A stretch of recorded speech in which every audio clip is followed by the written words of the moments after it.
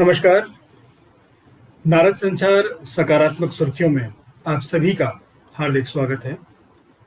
हमारी हर रोज ये कोशिश रहती है कि हम आपका दिन सकारात्मकता से शुरू करें, क्योंकि हमारा ये मानना है कि जीवन में सकारात्मक सोच नए कौशल सिखाती है, सफलता दिलाती है।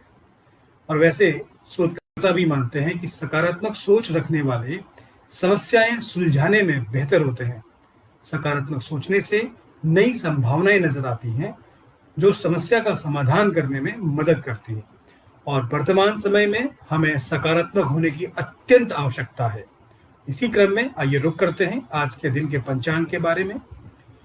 हिंदू पंचांग के अनुसार आज बैसाख माह के कृष्ण पक्ष की पंचमी तिथि है, दिन शनिवार है। विक्रम संवत 2078 है और ग्रेगोरियन कैलेंडर के अनुसार 1 मई है, जो वर्ष का 120वां दिन होता है।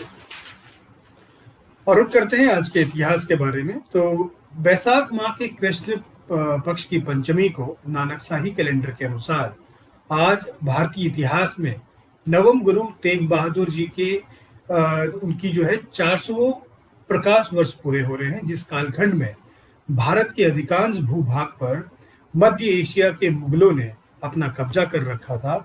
उस समय की परंपरा को चुनौती देने वाले गुरुजी अपने वाणी और कार्य से समाज की रचना कर रहे थे। और आज के दिन हर साल 1 मई को विश्व भर में अंतर्राष्ट्रीय मजदूर दिवस मनाया जाता है, यानी अंतर्राष्ट्रीय श्रम दिवस मनाया जाता है। इसे अंतर्राष्ट्रीय श्रमिक दिवस और मई दिवस के रूप में भी जाना जाता है। यह दिन दुनिया भर में श्रमिकों के योगदान को सम्मानित करने के लिए मनाया जाता है। और वर्ष 1891 में पहली बार 1 मई को औपचारिक रूप से प्रत्येक वर्ष अंतर्राष्ट्रीय श्रम दिवस के रूप में मनाए जाने की घोषणा की गई थी। और हिंदी फिल्मों के प्रसिद्ध अभिनेता बलराज साहनी की भी आज जन्मतिथि है। आम आदमी की तकलीफों को करीब से महसूस करने वाले बलराज साहनी सादगी पसंद शख्स थे, और इनकी इस खूबी ने उन्हें इतना महान अभिनेता बनाया। और विशेष बात है, विशेष रूप से शायद वो अकेले ऐसे अभिनेता हैं जो मानव अधिकारों की आवाज उठाने के कारण जेल भी भेजे गए। और फिल्म जगत के सुप्रसिद्ध भारतीय पार्श्व गायक मन्ना डे की भी आज जन्मतिथि है। उनका वास्तविक नाम प्रबोध चंद्र डे था। मन्ना डे हिंदी सिनेमा के उस स्वर्णिम युग के प्रतीक थे, जहां उन्होंने अपनी शैली, अनोखी शैली और अंदाज से खुद को अमर कर दिया। और प्रतिष्ठित भारतीय औद्योगिक घरानों में से एक महिंद्रा समूह के अध्यक्ष और प्रबंध निदेशक आनंद महिंद्रा का आज जन्मदिन है। पद्म विभूषण से सम्मानित आनंद महिंद्रा किसी परिचय के मोहताज नहीं है। दरअसल इतिहास की जानकारी हम ऐसे व्यक्तित्व के बारे में आपसे उनका परिचय कराते हैं, जो अपने कार्य क्षेत्र के अलावा सामाजिक रूप से समाज की सेवा में तत्पर रहते हैं। आनंद उनमें से एक है। और रुक करते हैं आज के समाचारों की सकारात्मक सुर्खियों की ओर। कोविड काल में कई ऐसे परिवार हैं जिनमें पति पत्नी दोनों ही कोरोना पॉजिटिव हैं और दोनों ही अस्पताल में भर्ती हैं। ऐसे परिवारों के बच्चों की देखभाल के लिए बाल अधिकार आयोग ने इसके लिए एक हेल्पलाइन नंबर 9311551393 जारी किया। एक बार मैं पुनः आपको इस नंबर को दोहराता हूँ, 9311551393 जारी किया है। इस नंबर पर फोन करके किसी भी बच्चे को समस्या को, उसकी किसी परेशानी को आयोग तक पहुंचाया जा सकता है। आयोग बच्चे के रहने के साथ साथ खाने पीने की जो संबंधी तरह की जो मदद है उसको उपलब्ध कराएगा। और अच्छी खबर गाजियाबाद से है, जहां महज 8 दिनों का एक बच्चा कोरोना वायरस से लड़ते हुए जंग जीत चुका है। करीब 15 दिन पहले अस्पताल में इस मासूम बच्चे को भर्ती कराया गया।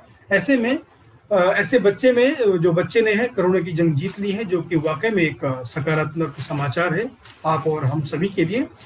ऐसे ही उत्तर प्रदेश के मुख्यमंत्री योगी आदित्यनाथ के साथ साथ पाली निवासी, पाली गांव है एक, वहां की निवासी 100 वर्षीय भरपाई देवी ने भी ये साबित किया है कि कोरोना से डरना नहीं है बल्कि लड़ना है। भरपाई देवी 1 महीने पहले संक्रमित हुई थी और 10 दिनों के इलाज के बाद अब वह स्वस्थ होकर अपने परिवार के बीच पहुंच गई है और पहले की तरह जीवन यापन शुरू कर दिया। विशेष बात यह है कि भरपाई देवी का एक ही फेफड़ा काम करता था। ये तमाम ऐसी समाचार की सुर्खियां हैं जो हमें सकारात्मकता पैदा करेगा। और कोरोना की इस विपत्ति काल में आर्थिक मोर्चे पर एक अच्छी खबर यह है कि वाणिज्य और उद्योग मंत्रालय ने शुक्रवार को 8 कोर इंडस्ट्री के मार्च के उत्पादन आंकड़े जारी किए। इनमें मार्च में इन 8 कोर इंडस्ट्रीज का उत्पादन 32 महीने के उच्चतम स्तर पर पहुंच गया है। ये भी एक सकारात्मक समाचार है। और नागरिक उड्डयन मंत्रालय ने शुक्रवार को तेलंगाना को प्रायोगिक रूप से टीका पहुंचाने के लिए ड्रोन के इस्तेमाल की अनुमति दे दी। हालांकि यह प्रयोग दृश्यता सीमा तक ही सीमित होगा। साथ ही भारतीय नौसेना ने विदेशों से ऑक्सीजन से भरे जो ऑक्सीजन सिलेंडर कंटेनर लाने की एक विशेष अभियान की शुरुआत करी है, क्योंकि कोरोना वायरस के मामलों की जो जिस प्रकार बेतहाशा बढ़ोतरी हो रही है उसको देखते हुए ऑक्सीजन की भारी किल्लत है। और अधिकारियों ने बताया है कि भारतीय नौसेना के युद्धक पोत शुरू में बहरीन, सिंगापुर और थाईलैंड से ऑक्सीजन लेकर आ रहे हैं। और केंद्र सरकार ने शुक्रवार को कहा है कि कोविड-19 महामारी से निपटने में लगाए गए अग्रिम पंक्ति के स्वास्थ्य कर्मियों के लिए विशेष रूप से शुरू की गई बीमा योजना को 6 महीने के लिए और बढ़ा दिया गया है। साथ ही प्रधानमंत्री नरेंद्र मोदी ने वीडियो कॉन्फ्रेंसिंग के जरिए विभिन्न अधिकार संपन्न समूहों के कामकाज की समीक्षा के लिए बैठक की। नारद संचार सकारात्मक सुर्खियों में आज के लिए इतना ही। कल सुबह फिर आपसे मुलाकात करते हैं। तब तक के लिए आप स्वस्थ रहें, मस्त रहें और सकारात्मक रहें। नमस्कार।